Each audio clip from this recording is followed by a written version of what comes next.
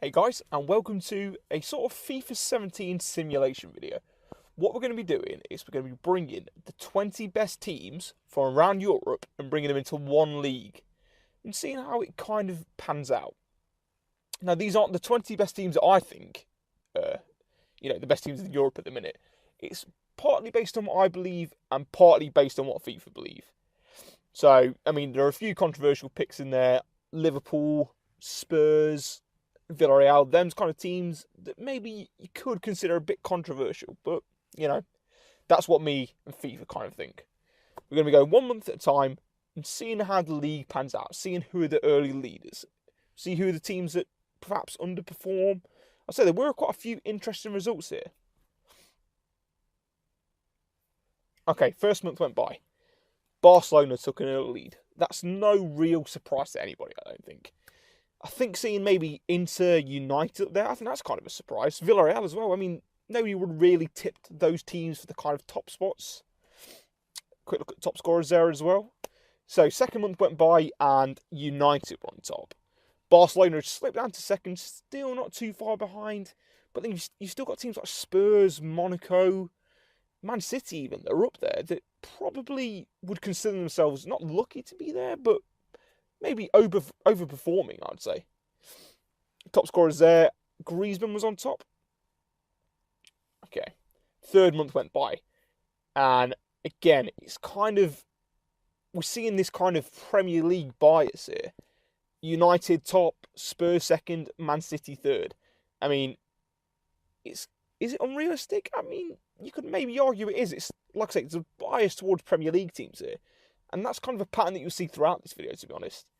You have to kind of bring in that question, how realistic is FIFA when you've seen Spurs second in this European Super League? It's kind of a bit unrealistic, maybe, when you've got teams like Real Madrid, Juventus, Barcelona, Bayern, them kind of teams in there. Okay. Now, in this month, I think this is kind of the most surprising thing we've seen so far. If you look at the bottom four there, Real Madrid, Bayern. Who would have thought that at the start of this? Spurs in first as well. They're absolutely dominating Real Madrid and Bayern. Massively overperforming, I think. Barcelona, again, not doing great either. They're in seventh. They would have been hoping to do maybe a bit more than that, a bit better than that, maybe. Quick look at top scorer as well, and Oxlade-Chamberlain was on top.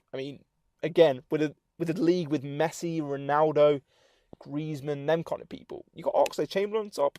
Interesting. Okay, so next month went by. We still had that kind of Premier League bias up there. You've got Spurs, Man City, Man United, still massively outperforming the likes of Real Madrid, who are down in 17th place. It's absolutely crazy stuff. With the squad they've got, they should not be in 17th place. I know there's kind of a good competition in this league, but really they've got to be doing better than that, I think. Top scorers again, Messi's on top. So Messi started to take over here. And again on assists, he's the top of assists as well. That's no real surprise for anybody. Perhaps Ronaldo not doing as good as he would have liked, but I suppose in this kind of Super League, you're going to have some really class defenders that he's probably not used to going up against, the lesser teams in La Liga. So I think it is an interesting development here. Again, a quick look at yellow cards and the red cards. Okay, and an interesting kind of development happened that I didn't really see happening. I don't really know why, because it's kind of obvious what's going to happen. The January transfer window came around, and I suppose it's kind of an unrealistic element, but then again, in a European Super League, this might happen. You never know. So some transfers happened, and you can see that some really big transfers happened. Coutinho, Aubameyang, Benzema, and they kind of went on to change the course of the league, and we'll see how that panned out. So again, we're still seeing that Premier League bias towards the top. But then you've got the two Spanish teams, Atletico and Barcelona, kind of, in and amongst it. But you've still got teams massively overperforming. Bayern still down there. Arsenal doing amazing. Napoli doing very well for saying where they would consider themselves. I think, again, the surprise package is Spurs. I can't believe how well they're doing. Okay, quick look at the top scorers again. Messi and Ronaldo. Muller, Dybala, the people you really would expect to see at the top of this. Okay.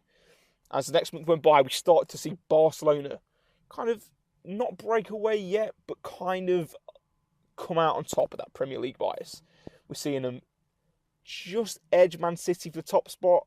You've got United in third, Spurs in fourth, Arsenal fifth. It's still a very English top five, which I think is very, very unrealistic. I mean, I suppose over the course of a 38-game season, I suppose anything can happen. You saw that with Leicester winning the league last year, but would Spurs really be challenging for that top spot in this European Super League? I just can't see it, to be honest with you. Okay. And as the next month went by, we started to see the two Manchester teams kind of come out on top, which, again, is... I don't want to say unrealistic, because it's doing a disservice to United and City, because they've got great squads in this game. But you've got to think, in real life, how realistic is that? Is that actually going to happen? Spurs in fourth as well. I mean, I just can't really see it, to be honest. And if you look towards the bottom of the table, it's the kind of teams you'd expect to be down there. Also, Bayern have really started to pick things up. Real Madrid less so, but Bayern have really, really started to push up the table. From where they were at Christmas sort of time, they're doing so much better than they were. Top scorers, it's the people you'd expect. Messi, Ronaldo. So into the last month, we're going to have a quick look now, and then we're going to have another look with one game left at the end of the season. See how teams are looking going into the final game. So we've got Man City and Barcelona on top. Again, to be honest, it hasn't really changed too much since the start. To be honest, it's the same kind of teams being on top. And if you look towards the bottom end, it's the kind of teams you'd expect to be down there. I mean, like I said, no disservice to Monaco. They've got a great squad. Dortmund, Sevilla. I mean, it's the kind of teams you would expect. All great teams, don't get me wrong, but it's the kind of teams you'd expect to be down there in a league with the likes of Bayern, Barcelona, Real Madrid, them kind of teams. But then I suppose you look at like Spurs, Man City, massively overperforming. So if they can overperform, then I suppose the likes of Monaco, Villarreal, Benfica, I suppose they could probably consider themselves to be doing, probably be doing a bit better maybe. Okay, final game of the season. We've got Man City on top, Barcelona in second. They're the only two teams that could be challenging for this title. Who would have thought this at the start? I mean, Man City struggle each year in Europe, and here they are, taking it to the best in Europe, and actually, coming out on top. And as we see here, after the final game of the season, Man City were on top. I mean, like I say, no disrespect to Man City. They've got a great squad on FIFA, and even in real life, they've got a great squad, let's be honest. But would they really challenge for this top spot? I mean, you're seeing how they're doing in the Premier League at the moment. They're not doing too bad. But Chelsea are running the way with the league this year. And Chelsea are right down in ninth. I mean, like I say, anything can happen over the course of the season. But I think it's kind of a bit strange to see the teams that we are seeing at the top, with the exception of Barcelona and Bayern, I'd say. Because, I mean, teams like Spurs, City, United, I think they're going to really consider themselves lucky to be up and around them kind of places.